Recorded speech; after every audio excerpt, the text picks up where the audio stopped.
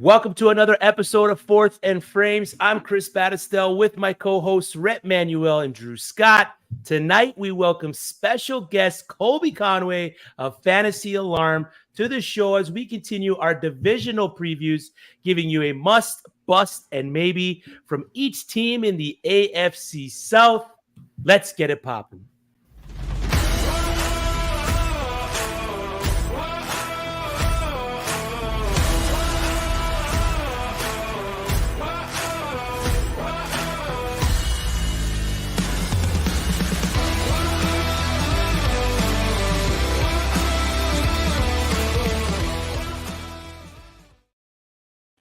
Before we hop into the show, please like the stream, subscribe to the channel, and ring that notification bell to get notified whenever the Fantasy and Frames team drops new content.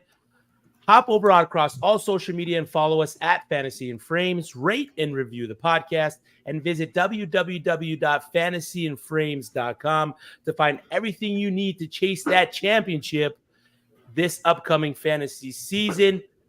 Okay, now allow me to introduce host of the Fantasy Baseball podcast and staff writer at Fantasy Alarm, someone that has been covering fantasy sports for nearly a decade, former catcher for the University of Mount Olive Trojans, Kings Classic football tournament drafter this year, the main draft, someone that I had a pleasure to hang out with at the Fantasy Expo this past weekend. You can usually find him at Colby R. Conway on the X, but today he is here with us, Mr. Colby Conway. Wow. Thank you for that. That's quite the deep dive you've done on me there. So yeah. I certainly appreciate that. And Chris, it was good seeing you at the Expo this past weekend. Rhett and Drew hopefully get to see y'all and meet y'all there next year. And Chris, I guess this is probably the first time that you and I have probably talked without a drink in our hands. So it'll be another first for us here. Yes, sir. Yes, sir. I'm excited to talk football with you, Colby. I know you're a huge Houston Texans fan. One of two that was down there on the week this past weekend. The other one being Les, another Fantasy and Frames team member. But before we jump into that stuff, we got to get to some of the most recent news running around the NFL with Ezekiel Elliott going to the New England Patriots. We got Dalvin Cook going to the New York Jets. Colby, how much do you think that's going to affect maybe Ramondre Stevenson or Breece Hall, seeing that Breece Hall now has been activated off the pup? Yeah, I think it kind of shadows things a little bit. Like we didn't have the clarity beforehand what was going to happen to those guys, and especially where they were going to go. Now that it happened, it's kind of odd. When you look at the Jet situation, like to me, when you look at that, when a team brings in someone at that position, it probably means either there's an injury, maybe there's something we don't exactly know. My first thought was, well, I guess Breece Hall might open on PUP. That's what might happen. Maybe sit out a few games. But of course, naturally, you give up to $8 million to a running back and you come out the next day and say, no, our guy's good. He'll be fine. So that's a little bit odd. I think the easy thing to say in New England is that Zeke's going to sit there and plot at the goal line. He'll get some touches there and maybe outside the 20s. If anything, it could create a really interesting buying opportunity on Ramondre Stevenson because now that the dust has settled, maybe he drops back a couple of spots. I'm not really freaking out about either. I think the one that's more worrisome is Dalvin Cook to the Jets because at this point, Cook has more juice than Zeke does. I don't think that's a hot take by any means. So I would be more concerned with Breece because they brought in Cook. They brought in Aaron Rodgers. We've seen it on Hard Knocks. They are doing everything to try to make this work because they know that window is open now. So I'd be a little bit more concerned about Breece than Ramondre with Zeke coming into the fold in New England. Yeah, I agree with that. So it pretty much eliminates the guys behind those few guys like Kevin Harris or Pierre Strong, Bam Knight, and Michael Carter for the New York Jets. Israel Abanikanda is pretty much just a dynasty stash at this point with Dalvin Cook coming into there. But any prediction of where maybe Kareem Hunt or Leonard Fournette is going to end up? When you look at it, the other team that's kind of been sniffing around running backs is the Dolphins, which makes sense considering they have two guys that seem to perennially get hurt, one more so than maybe others with Raheem Mostert. But the Dolphins have been the team sniffing around running backs. They seem to kind of be in the mix there for one of them. I mean, Kareem Hunt's kind of talked about the Saints with Kendry Miller having the knee sprain that he did here in the preseason. So maybe they look at one. That would be a nightmare for fantasy. You got a fourth guy into that mix. Three's already enough for me. That's a crowd. I don't even remember what the saying is. 2's a crowd, 3's a party, or whatever it is. But 4, way too many. So, but to me, the Dolphins are going to get in on some running back. I hope they don't. As someone who has very high exposure to A-Chain, I hope they don't add another back there. But they've been around those waters this whole offseason. Yeah, Drew. Any prediction for Fournette, Kareem Hunt? No, I mean, I would agree. The Dolphins is the first team that comes to mind for me. It'd be interesting to see, now that we know Zeke's not going back to Dallas, do they look at one of those other options to, they've talked about already how they're not going to just give Pollard every single touch, and maybe they're more confident in the running back twos that they already have there. But I think that could be an option that makes sense. But I would agree that Miami's probably the top of the list where I would pick one of those guys to go. Rhett, any insight on that situation? You got a hot take team? Oh, no, man, not really. I mean, like we've kind of already covered. I mean, New Orleans is already muddled as it is. I mean, they added Darrell Williams, who's going to get some pass catching work in those first 3 games while Kamara's out.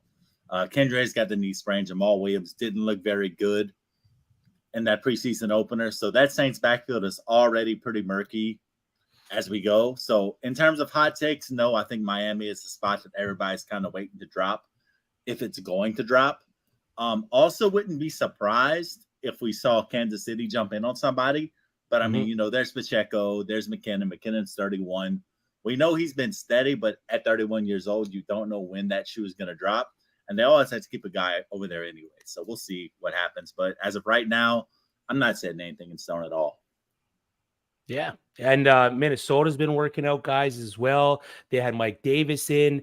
And, of course, there was a situation with Kareem Hunt visiting the Saints. They were, I think, reported close to sign him, but then his agent said shoot up to Indianapolis. So there's also Indianapolis in the midst that's looking for a running back. It's just one of those positions like offensive linemen. You could just never really have too many good ones, because ultimately some of those guys could be those guys that help your team as an NFL team proceed to the next level. Fantasy wise, it could absolutely sink some of your situations.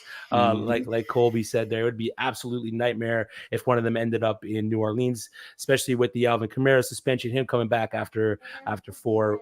I mean, with Kareem Hunt, Alvin Kamara, Kendre Miller, Jamal Williams, it would just be one of those backfields like the Philadelphia backfield seems to be over these past few years that you just don't want to touch because there's just too many hands getting the ball there.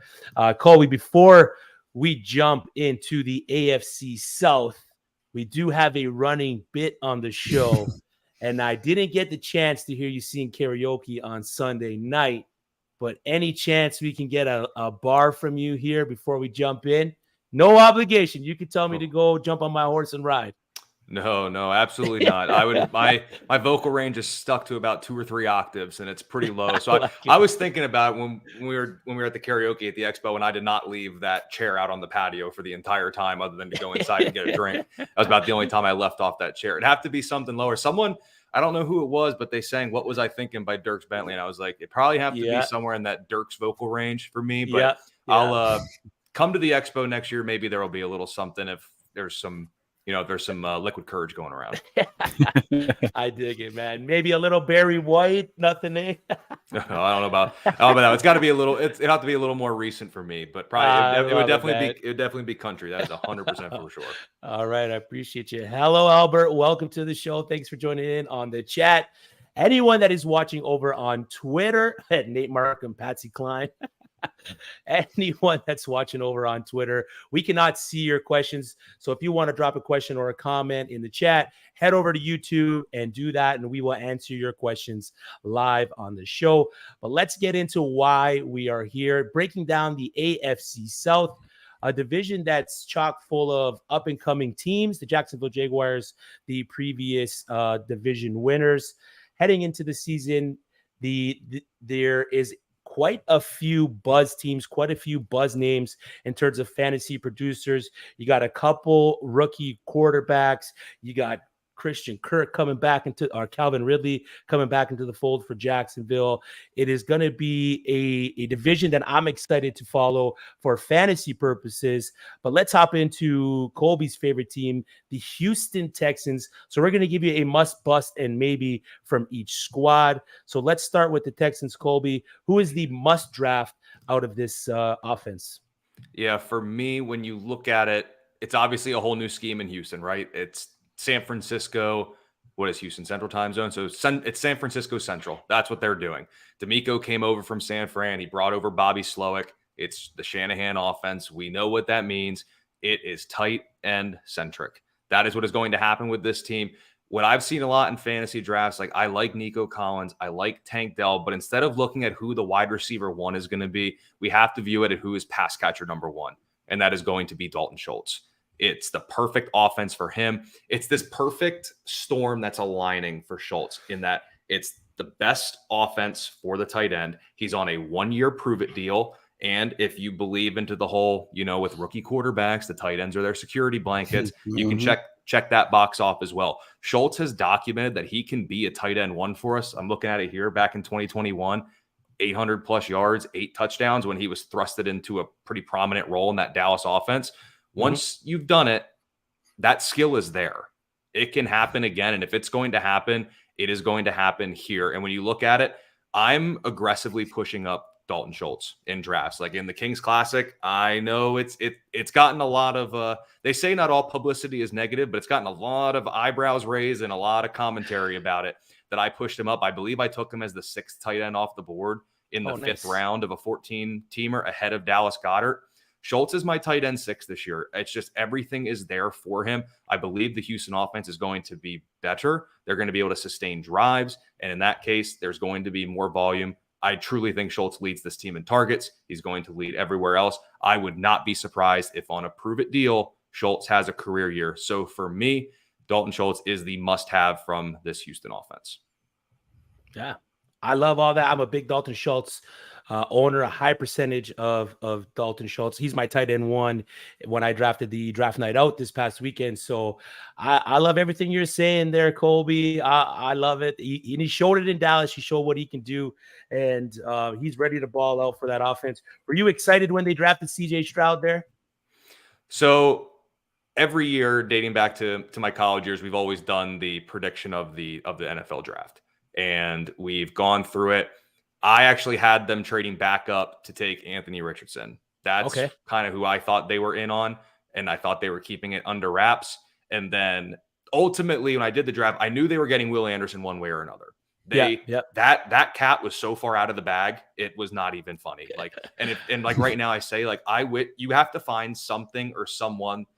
If you can find something or someone that loves you or something as much as D'Amico Ryans loves Will Anderson, you're in for a great relationship or a great deal, whatever's going to happen. Yeah. He absolutely loves that guy. So I'm excited about Stroud. I was actually in Cancun during the combine, and in between like the dinner and the pool time and everything like that, got to see some of his throws, and even dating back to Ohio State, elite ball placement guy. So I'm excited for him. I think he'll do well, and I am really excited for his mobility to actually shine now that he'll probably, unfortunately, have to use it, unlike his time in Ohio State. So I'm very excited for CJ Stroud, and especially on the Schultz side of things too. Yes, sir. I think we have a question in the chat. Nate Markham, I'm in the 4th round of my fantasy league. Is it too early to take Dalton Schultz? Listen, I know this. I know this is said a little bit in jest in that I know Nate, he should like Schultz, as we've talked about him a good bit here. I say I'll give you the honest answer. In most leagues, probably. But for me, it was bigger. So it's a 14-team league, the Kings Classic in the Jim Brown division. So is the Blanda and the other divisions. And I took Schultz in the 5th. Kind of towards the back end of the 5th. But here's the thing. Yes, in a vacuum, Schultz, where he went, is too early. I understand that. Like, I'm well aware of what I did. However, when you look at it, the 3 guys behind me did not have tight ends. And I know one of the 3 behind me, Jeff Manns of Guru Elite, was a very well-documented Dalton Schultz fan for this season. There you go. I was not confident he made it back to me. I had him ranked as the highest tight end left on the board. So you got to do it. To me, taking him too early was and any criticism with that is worth it to have him on my team. Because if I'm going to go down, I'm going to go down with the players I believe in. I'm not going to take Dallas Goedert because, well, everybody else has him ranked higher than him. I'm not going to go down with someone else's player. If I'm going down, it's going to be my guys. I did it a couple years ago when David Johnson came to Houston. I was wrong. I did it last year with Kyle Pitts. I know it was an injury, but I'm going to go down with my guys. So is it too early in most leagues? Probably. But once you get 5 or 6 tight ends off the board, and for me, once 5 are off the board, I think Schultz is firmly in play. Yeah, I love that. And that's drafting, knowing your league mates, reading the board, seeing what's in front of you, what's going to make it back to you. I love that take. Totally tongue-in-cheek. Well said, Colby, says Nate. So the must draft for the Houston Texans is tight end Dalton Schultz. Drew, give us the bust of this team. Yeah, I don't like doing this, and the fantasy community isn't going to like this one either because I know he's a favorite, and I like Dameon Pierce, the player too, but that's my bust for the Houston Texans, and it's all purely ADP based. According to Fantasy Pros, he's the running back 15 right now, and I've got him down at running back 24. I think running back 15 is just too high. I can't touch him at that point.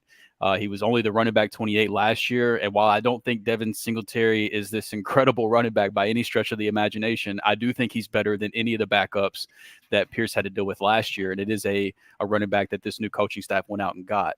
Now, there was a pretty wild note that in an article from Fantasy Life recently that I saw that there's been 32 rookie running backs that have posted a top 24 season their rookie year in the past 10 years, and 7 of those 32 were day 3 or undrafted, and 100% of those day 3 or undrafted running backs ended up finishing lower than running back 40 in their 3rd season. And now I know Pierce is only in his 2nd season, but that tells me that things are likely going to be trending down, not up, unless he is the exception, which he could be. I do think that he was underdrafted because I don't think Florida used him correctly in college in the first place. If he would have had a better profile, I think he would have been drafted higher. I think he's better than what his draft capital says he is, but I do think the offense will be better this year than it was last year, but I don't think that the pass catching is going to be there enough, and the offense won't be improved enough for me to get behind the Dameon Pierce ADP. And again, that doesn't feel good because I think he's a great real life NFL running back, but I think that ADP is just too costly. Yeah. Yeah. And where would you be comfortable taking Dameon Pierce ADP wise, other than the RB15, like you mentioned? I've got him down at running back 24, but I've got him in a tier with, let me see. I've got him in a tier with 6 or 7 other running backs. So, I mean, once you get into that running back 20 area, I think I'm a little bit more comfortable. But running back 15, that fringe RB1 territory, that's too rich for me. Yep. All right. So the bust, according to Drew, is Dameon Pierce. And now the maybe coming out of the Houston Texans. Rhett, what do you got for the maybe? I'm excited to hear what you have to say about the wide receiver room here. Guys, we're on brand, and we are well documented as being a pro Nico Collins podcast. So I would be remiss, and I even feel a little bit dirty doing this and calling Nico Collins a big, gigantic maybe for every reason Colby just talked about with Dalton Schultz here in 2023. But is it Nico season? It might be, because what we're looking at with this guy is, look, this is a big wide receiver, 6'2", 225, with range in his passing game, can get deep, can run all the routes, can do everything he needs to do. And truthfully, other than Dalton Schultz and Robert Woods, who is probably past his best, we are looking at a guy who probably has a very strong path to a lot of targets here in 2023. Now, like we just said, they signed Robert Woods. They're not signing Robert Woods to not use him in some regard. Dalton Schultz is there. He's going to be the top dog in that offense. Me and Colby agree on that. Tank Dell is showing out and showing himself to be a pretty significant potential slot guy in preseason. John Mechie had high draft capital last year. So there are a lot of guys in this offense that can possibly emerge, which murkies the water for Nico quite a bit. So there is a new coach. Does that benefit Nico? Probably not as much as Dalton Schultz, but perhaps because there's a new regime. Is there a new quarterback who has been spotting him in camp and getting him some deep targets? Could that help him? Perhaps. But lastly, the thing that's probably going to make it the biggest question mark, like we said, are these hungry, unproven NFL guys around him who are going to want to take their spot and prove themselves to this new coaching staff. On his ADP, Nico Collins, he's still pretty low. I'm still taking this guy with confidence because I think he's going to outperform his projections. But in terms of being a guy, I can definitely call an impact guy this year because we haven't seen it yet, also due to injury issues. I can't go that far. So I want to say he's a must draft, but I just can't do it right now based off of all the scenarios around him. Yeah. Colby, sorry, my voice is still a little hoarse from the weekend. Colby, who do you got as the leading wide receiver out of the Houston Texans come end of season? I was watching the preseason game there this past weekend, and when Tank Dell made that TD catch, the whole bar just exploded with everyone saying that's going to be the guy. That's the guy to own for the Houston Texans. But in your eyes, as a Houston Texans fan, who's going to be the wide receiver to own? Well, it's kind of like I said. I think you got to look at the pass catch. I think Schultz has a very legitimate chance to lead this team in receiving yards. Yeah. But at the wide receiver, what's very interesting, and as it's probably is no surprise, I follow a ton of the local media in Houston to try to get everything there. This whole thing around Tank Dell of him being a gadget receiver is not what they're seeing in camp. Like, he's been a very legitimate guy. And that's one thing whenever you hear gadget with him, they're just throwing that stereotype because he's like 5'5" or however tall he is. Like, that's what it's like the same thing with, like, whenever we get into draft season, there's a white slot receiver. Everyone just assumes he's going to New England. Like, it's an old take. It's what it is. So, like, Tank Dell's going to be involved. The way they talk about it, Nico's the downfield guy, which is very interesting with his profile because he's not necessarily a burner, but he's a big guy. And he's always working with the corners on like his routes and release. So like there's a very real chance that the wide receivers that Nico does lead this team.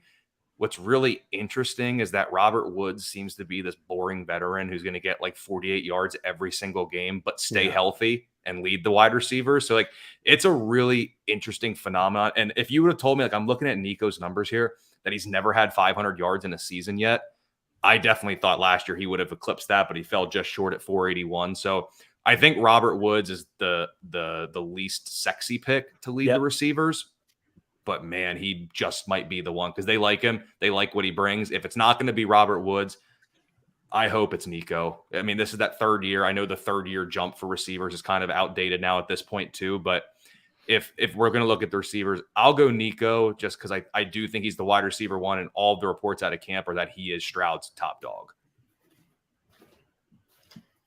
And look, if I can get back to the Tank Dell thing for a second, like I saw this guy in college, covered him in last year's Independence Bowl. And what people aren't talking about when watching him, and people have seen it, but this guy has, despite not being the fastest dude, not being the biggest dude, his ability to get out of cuts and just separate and get open is wild.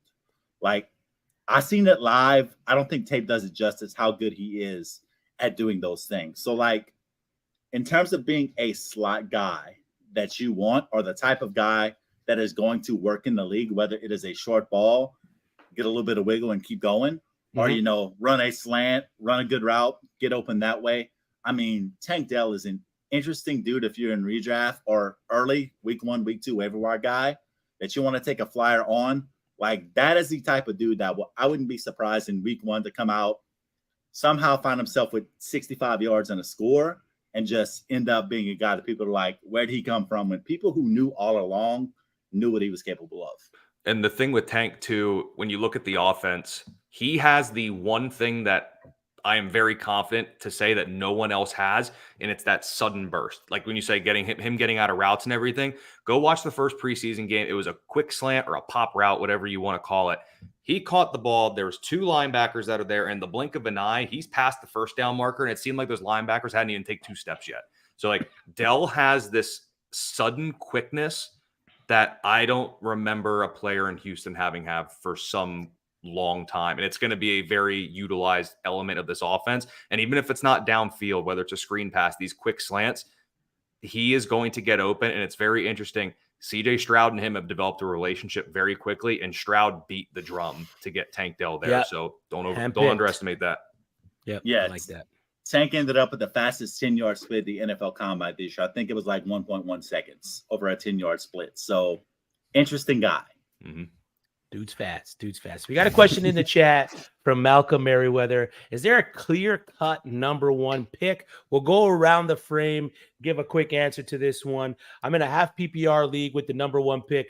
Who do I get? Who's your number one pick in a half PPR draft, Colby? Assuming one QB. Yeah, clear cut, I don't know, but 9 times out of 10, I'm taking Justin Jefferson, but I think you can make the case for a couple. Drew? Yeah, I agree. To answer the first question, I don't think it's clear cut. I have 4 guys that I'm willing to make a case for the number one pick between Jefferson, Chase, Kupp, and CMC. But for me, if I am at the 101 right now, I'm going Jefferson too. Rhett? It's Jefferson, and it's probably McCaffrey behind that. Chase, Eckler, all these guys who are going to get you some passing volume are guys you want to be targeting early like that. So, but yeah, Jefferson. There it is. Thanks for coming in, Malcolm. Appreciate the question. That was the Houston Texans must bust, and maybe our must was Dalton Schultz, our bust was Damian Pierce, and our maybe was wide receiver Nico Collins. Now we're going to head into the divisional champions last year, a team that is on the up and up. They've made some solid investments in their receiving core, and that is the Jacksonville Jaguars. They brought in the rookie Tank Bigsby. They got Travis Etienne there. The wide receiver room is loaded with Calvin Ridley, Christian Kirk, Zay Jones. But we're going to give you guys a must bust and maybe now from the Jacksonville Jaguars. And Colby's going to lead it off with the must draft.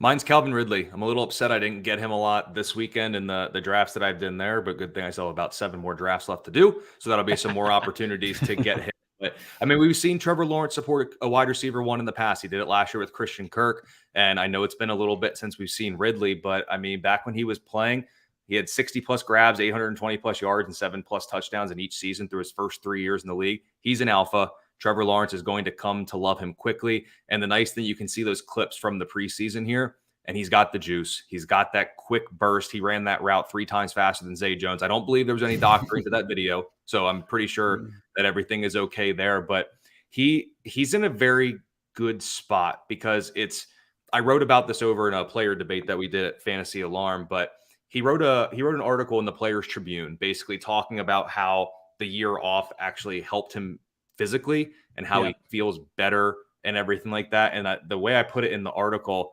it was really funny. I said he has a chip on his shoulder. It's a weird kind of thing to say that when it was self-inflicted for the reason that he has that. And then I also said that he's worth betting on this year. No pun intended, but he's in a really good spot. And the thing too, everyone wants to go to, well, he's in the AFC South and this division stinks. Okay, well, he's still going to have to score points. Jacksonville's not going to let their foot up off the gas. What if Tennessee actually throws the ball a little bit and scores points?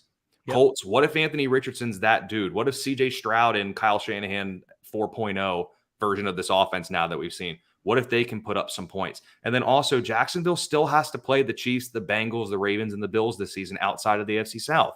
There are going to be games for him to score. He is going to be just fine. So Ridley, back when I wrote this, he was like wide receiver 20 per NFC data. So he was basically closer to a wide receiver 2 or closer to a wide receiver 3 than a wide receiver 1. Trevor Lawrence has supported a wide receiver 1 before. And I think he's going to do it again this year with Ridley. Yeah. And if you're looking at their playoff schedule, fantasy playoff schedule, they got the Ravens and then the Bucks and the Panthers to finish it off. So those are 2 juicy matchups there in the semifinals and the finals for fantasy managers. Of course, if you get there, most likely you should be getting there if you're listening to Colby Conway and you're listening to everything we got going on at Fantasy and Frame. So I'm excited for Calvin Ridley. Like you, I don't own too much of them just because I wasn't able to just where I usually draft, man. These random orders have been horrible to me, drafting at the back end. I just haven't been in the spot to be able to pick them up. So the must draft for the Jacksonville Jaguars is Calvin Ridley, wide receiver. Now, this one kind of hurts me a little bit, Drew, but you're going to give us the bust for the Jacksonville Jaguars. Yeah, you're kind of making me the bad guy tonight, man, with these bust picks I'm having to do. But that's all right, though. So this one's mostly just a process of elimination for me because I'm either in line or higher than consensus on every other relevant fantasy piece of this offense, but the bust for me for this offense is Christian Kirk. According to Fantasy Pros, half PPR ADP, he's the wide receiver 30 right now, and I've got him all the way down at wide receiver 33. So I am a little bit lower than consensus whenever it comes to Kirk. Now, the obvious thing that worries me is the recent addition of Calvin Ridley, who I believe is a true alpha wide receiver and will be the wide receiver one for this team, as Colby just so beautifully laid out. And Christian Kirk was also fourth in the league last year in red zone touchdowns. And touchdowns are a tough stat to predict as it is from year to year. But with the addition of Calvin Ridley, another year of Evan Ingram in this offense, it's not going to shock me to see that number come down this year. And he put up just over 1,100 yards, 8 touchdowns on 84 receptions last year, but it wouldn't shock me if he came back down closer to his career averages prior to last year, where he was around the 725-yard mark, 4 to 5 touchdowns a year, 60 receptions. I expect his yardage total to be a little bit higher than that, but I do think that his numbers are going to come down compared to last year.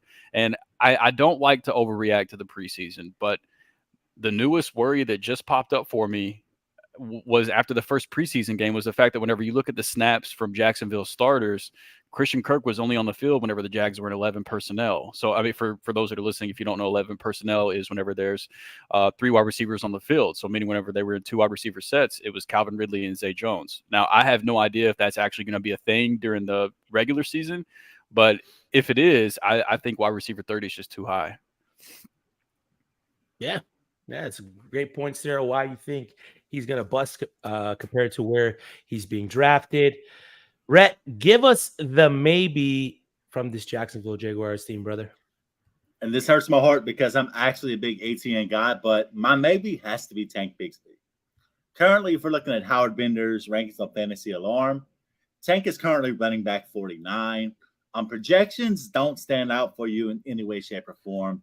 102 attempts, 410 yards. 5 touchdowns are sort of interesting, kind of hints at some goal line projection there. 17 catches and 98 yards. But this is a hard backfield to project overall because we all know one thing about Doug Peterson is that he loves himself a good backfield committee. He really does. But the guy like Etienne, who had such a good pass-catching profile in college, you have to wonder, are we heading back in that direction? Are we heading to the place where Tank Bigsby is that guy who's going to be the goal line guy and then kind of getting that funky 60-40 sort of snap share that cuts into ATN, maybe Bigsby 60 one week, ATN's 40 that week. It's so hard to figure out. And we don't like to overreact on preseason, but like Drew just said, Tank, I know it's against twos, but he averages 5.8 yards per carry and has some nice runs in that preseason game. So we know he's talented. We know he's a maybe because he does have that talent. And we know he has that size that can command that goal line work. But ultimately, it is going to come down to workload. Can he take it from Travis Etienne? Maybe. Is he good enough to do that in the right situation? Absolutely. Will Jacksonville be in the red zone enough for him to matter? That is most likely. So if you're getting Tank where he is right now, around that running back 49, and you're looking for a little bit of projection upward, I'm good with that. I really am. And I think you're probably returning some value on that if you get him in redraft around that time. But if you're taking 49 running backs in your fantasy draft and a 12-teamer, I mean, you're getting him, pretty late, definitely after round 10. So you're going to be getting some good value there. If you can get pretty much anything along those lines we're talking about, especially if we start to get into that 7-8 touchdown range, which is quite possible if he becomes that goal line guy. So he's an interesting proposition for sure. Yeah, and for me, it's exactly that goal line work. If you look at Travis Etienne's numbers inside the 5, he wasn't really that efficient. So for fantasy purposes, I can see Tank Bigsby being that guy, taking away those touchdown opportunities inside the 5 from Travis Etienne. But Rhett, if you had to predict the snap share between the two, what are you rolling with? Is 60-40, 70-30, maybe like a 55-45 kind of thing? Like, what do you predict that end of year snap share to be between Travis Etienne and Tank Bigsby? I was going to ask you if you were going to week 1 or end of the year, because I was going to say week 1, we're probably looking 70-30 Etienne. By the end of the year, we could have a very realistic shot if Tank emerges the way he can this could be a 55-45, just barely an ETN situation, in my opinion. You got a take on the backfield there, Colby? I'm very heavily invested in ETN, so I think he'll hold on to it. The big thing with ETN when it comes to fantasy is he actually going to get that receiving work that we all think that he can handle, that he just hasn't been given yet. That's going to be the big thing. I going to with Drew's bust pick. I don't think I have Christian Kirk in any league at all this year. I just haven't drafted him. I haven't liked the price, so I'm pretty much in on there. But I think it's ETN's backfield. I think Bigsby's going to steal just enough touchdowns to remain fantasy relevant, maybe in that RB4, RB5 range, which is kind of like Rhett was saying. I'm so heavily invested into ETN this year. I think I'm trying to manifest that he's going to hold on to that role and just be exceptional this year rather than me actually knowing if I believe that or not yet. Let's manifest it. I'll get my manifestation board. I'll put all the Travis Etienne, all the numbers that I want in there, and we're going to make this thing happen.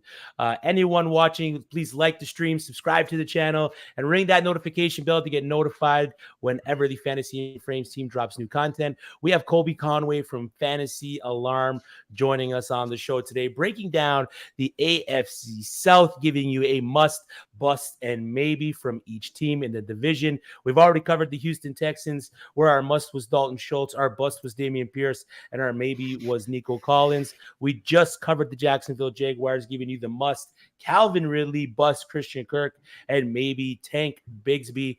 Now let's jump into one of the probably more interesting teams in the division. I don't know if that's the right word to use for the Tennessee Titans, but they got a lot going on. We saw some players in the preseason come and show out. They got DeAndre Hopkins there now. So their passing work, the passing game there for the Tennessee should get to that next level, because really before Hopkins came in, it was Treylon Burks, Chigoziem Okonkwo. Hope I got that right. I've been practicing that one. And Nick Westbrook-Ikine, another one that I had to practice. So now that they got another true solid wide receiver to go play across Treylon Burks, it's a very interesting situation. But Drew, give us the must draft for the Tennessee Titans. Finally gonna let me talk nice about somebody, man. I appreciate it. This one's the obvious choice, but I think it's the right choice. For me, the must draft for the Titans is Derrick Henry. He's the running back 7 according to Fantasy Pros ADP.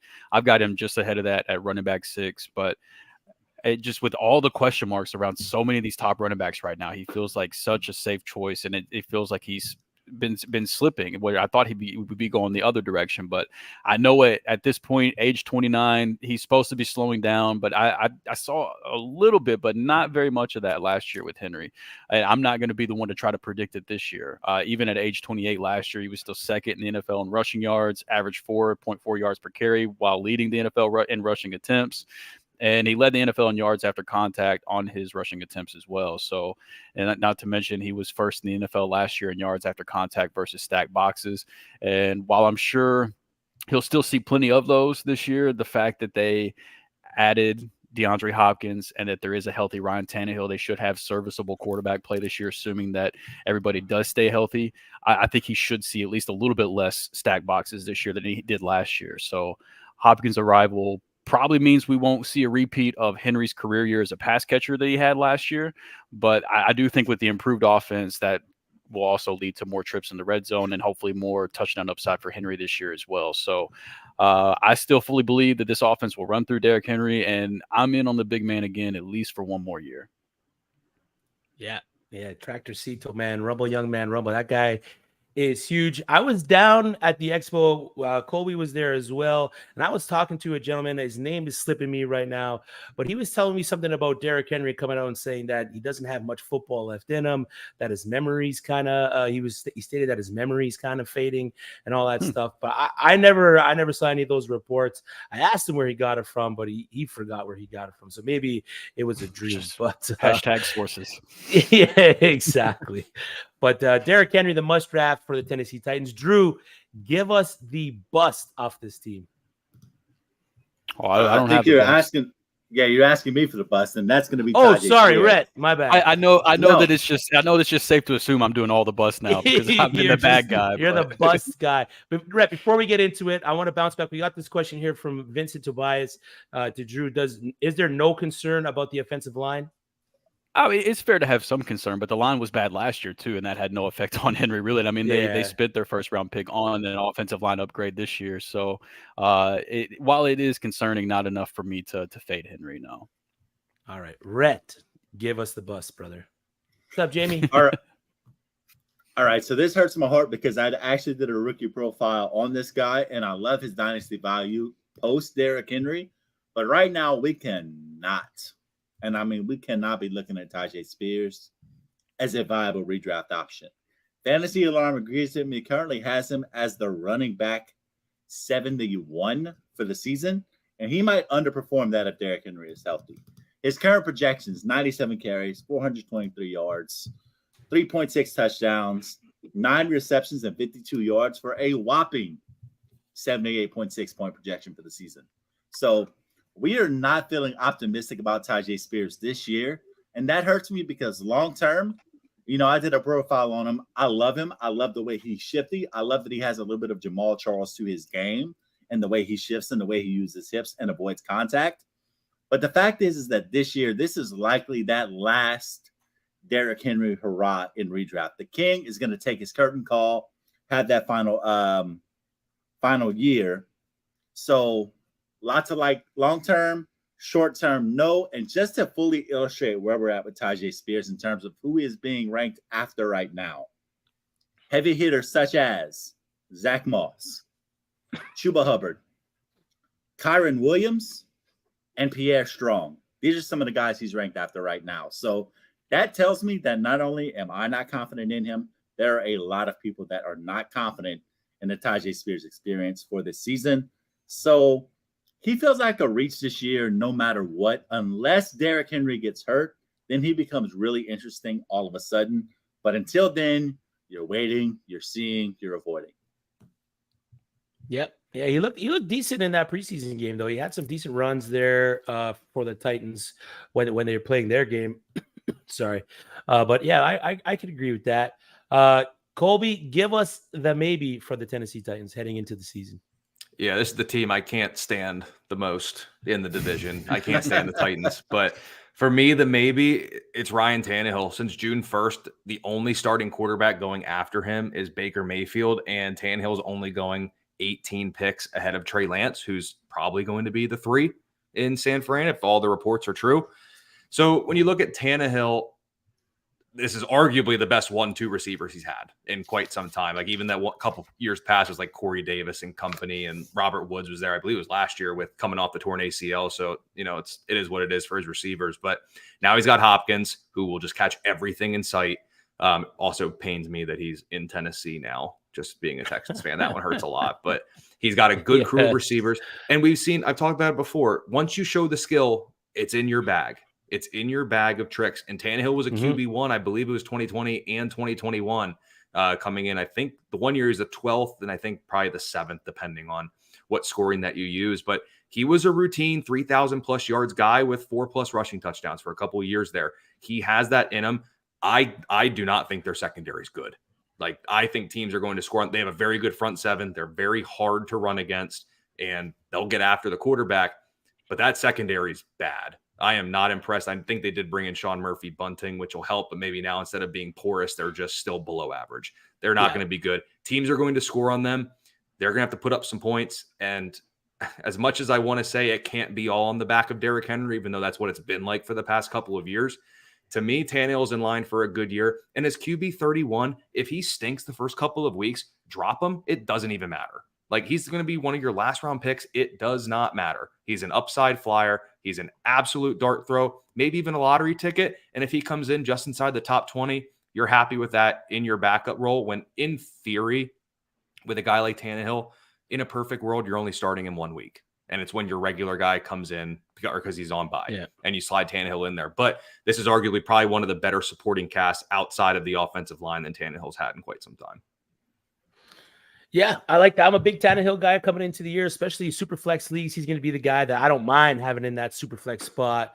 If I'm rolling with a solid QB, even if I go almost zero QB in my super flex leagues and I wait a little bit and I pair up a Geno Smith with Ryan Tannehill, he still has that sneaky rushing ability that he can use his legs to get you those fantasy points for you. And like you said, they're going to get scored on a ton.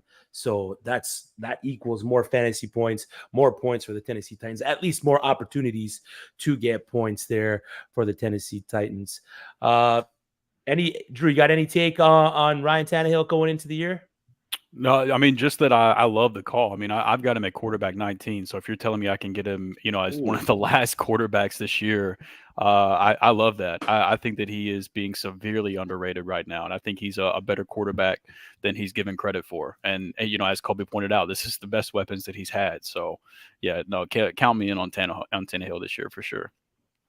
All right, let's play a little bit of name game with Tennessee Titans. We'll go around the frames again. We'll start with Rhett. I'm going to give you DeAndre Hopkins or Treylon Burks. Who's going to be the wide receiver to own fantasy-wise? Hopkins. Drew? Go to Colby first. Let me get my receiver rankings pulled up because I don't want to be Colby. It's going to be Hopkins. Yep. I also have Hopkins. Yep. Yeah, he's due for somewhat of a big year. So that's the Tennessee Titans. Must Derrick Henry, bust Tajay Spears, and maybe Ryan Tannehill. Now let's get into one of the more controversial teams in terms of news around the NFL with the running back situation there in Indianapolis.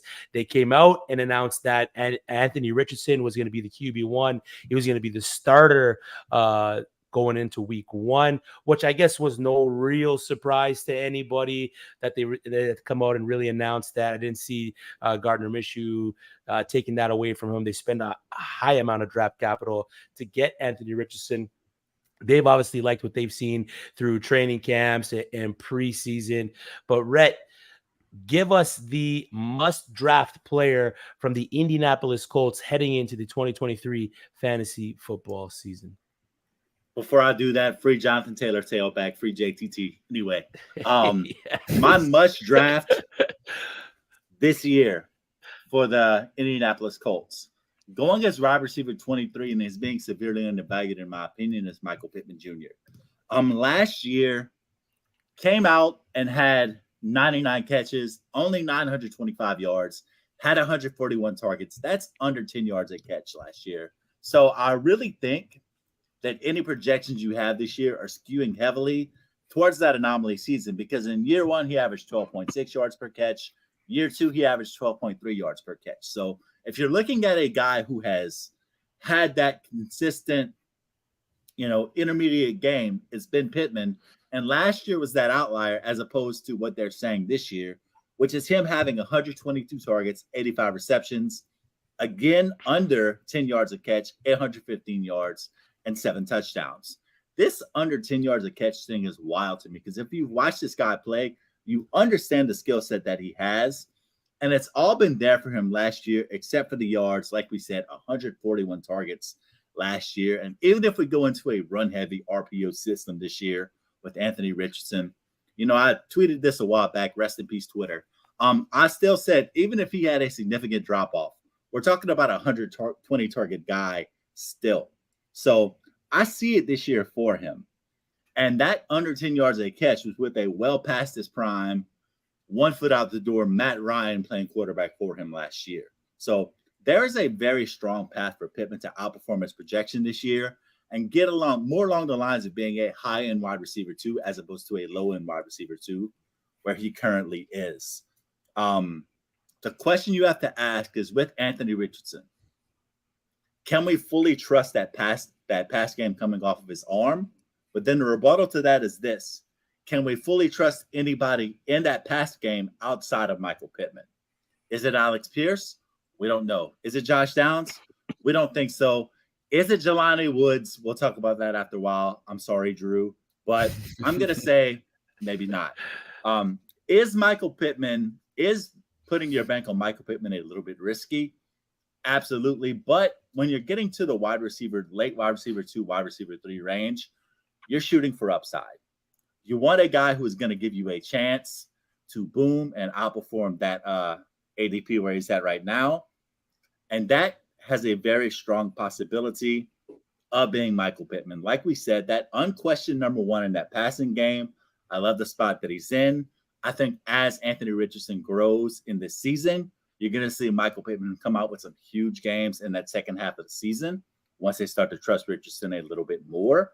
So for me, Pittman is one of these guys that is almost a wait and see, but you're not going to be able to get him on the waiver wire. You're going to have to draft him and then stash him away for a little while and maybe use him as a flex until that time comes, which I believe will happen at some point this season.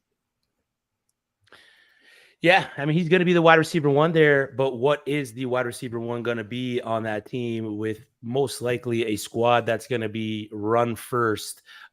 We saw the arm of Anthony Richardson. We know what he could do getting that ball downfield, but it's going to be a very interesting situation there for the Indianapolis Colts and their passing game.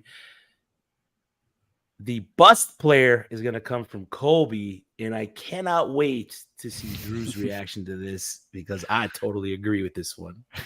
Yeah, I was actually up in the air with who to go to the bust here, but after Drew put Dameon Pierce as the bust, I'm glad that I put Jelani Woods in there, it seems. Yes. It's a little retribution for the Pierce slander in the beginning. But really with the Colts, it was kind of tricky, to be fair, in terms of picking this. I kind of like a lot of the pieces here. I think Alec Pierce breaks out in year 2.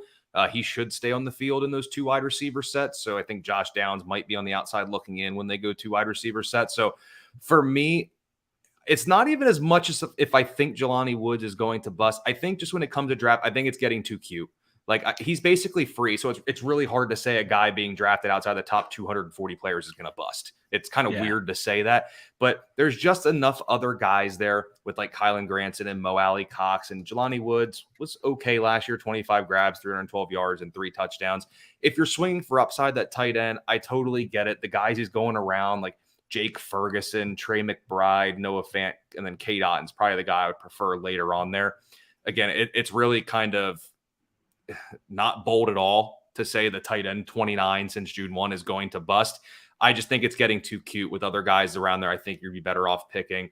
And there's just other bodies there. This was the one that was tough. And I don't have any shares of Jelani Woods. I'm not really intrigued. And I really think with the rookie quarterback, I think that the passing tree is going to be pretty streamlined. And I really think it's going to be dominated by Pittman and Pierce. And then the running backs will get a little bit involved. So if there are 70 to 80 targets for the tight end to go around, Kylan Granson's going to be involved. Mo Alley Cox is going to be involved. I think it's just getting too cute with Jelani Woods. That's ultimately what I think. There's other guys there. I'd rather wait and take Cade Otton because at least I know he's the tight end 1. He's the only tight end in town really for Tampa Bay. Whereas there's just enough other stuff around Jelani Woods to be like, I'm trying to big brain this and be the smartest guy or gal in the room. And it's just, I think there's better options available. Yeah. There's also a guy they were high on last year in Drew Ogletree who got injured before the season started, who was having a great camp in that tight end room. So it's a good mix of tight ends for the Indianapolis Colts. Drew, I'm sorry. Not really that sorry though, but give us. I know that Jelani Woods being like one of my favorite guys has turned into a thing, but like he's my tight end 19. I know that's above consensus and that is high. And I do think he will dominate the majority of the snaps for the Colts, at least in terms of like the passing game. But like it's not like I've got him extreme like a tight end 1 or anything like that. Yeah. So I just want to make that clear. Like I know that that's a running thing on this show now that Jelani Woods is like my favorite player of all time. But look, hey, the Colts love players that score high on the RAS. Like that's if you score high in that, you're getting drafted by the Colts. And Jelani Woods, I think, had like damn near a perfect score. So I like the athletic profile. It's very intriguing. But I'm not by any means going to be taking him as my tight end 1 anywhere. So I don't have a problem with somebody calling him a bust. Speaking of high RAS scores and the Indianapolis Colts, your maybe player was a high RAS score himself, wasn't he? Yeah, he sure was. So the maybe for me, and it's almost kind of turned into a must if you're going to wait on quarterback at this point. It's Anthony Richardson. We finally got the news that he's going to be the starter from the jump. He's the week 1 guy, and I've got him as my QB 12 on the year. He's a QB 1 for me now, and that's 4 spots higher than his quarterback 16 ADP. I would expect that ADP probably is going to climb a little bit now that we've gotten that news, but Hayden Winks, he put out a really cool stat nugget on Twitter or X or whatever recently that since the year 2000, there have been 8 quarterbacks to have 75 plus rushing attempts in their first season. 6 of those 8 quarterbacks finished as the quarterback 8 or better.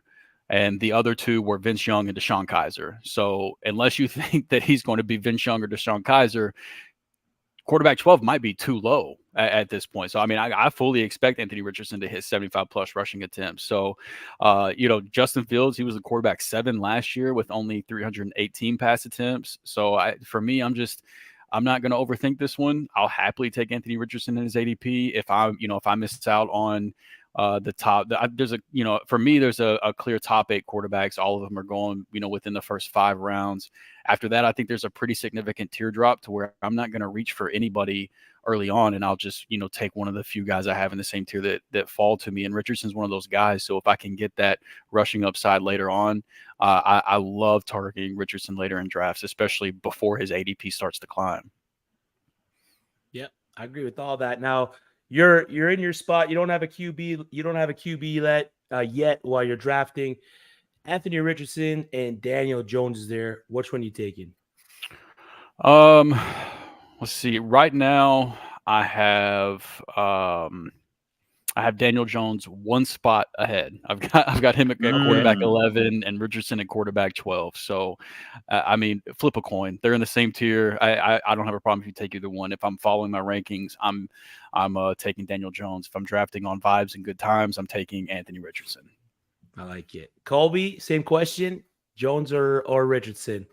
I have them both ending the year as QB1s. When you run for that much, you're a shoo-in for a top 12 finish. I'm kind of in the same boat as Drew. I think you flip the coin, and if you want to have if there's a chance that either of those 2 is going to finish as like a top 6 quarterback, it's Anthony Richardson. If he can figure out how to throw it, the legs are just going to be insane. He's like Cam Newton running out there at like 6'5", 225. Although I think he might be a little bit bigger than 225. He's got he's a pretty thick dude, and he'll be just fine out there. So I would probably go Richardson, to be honest.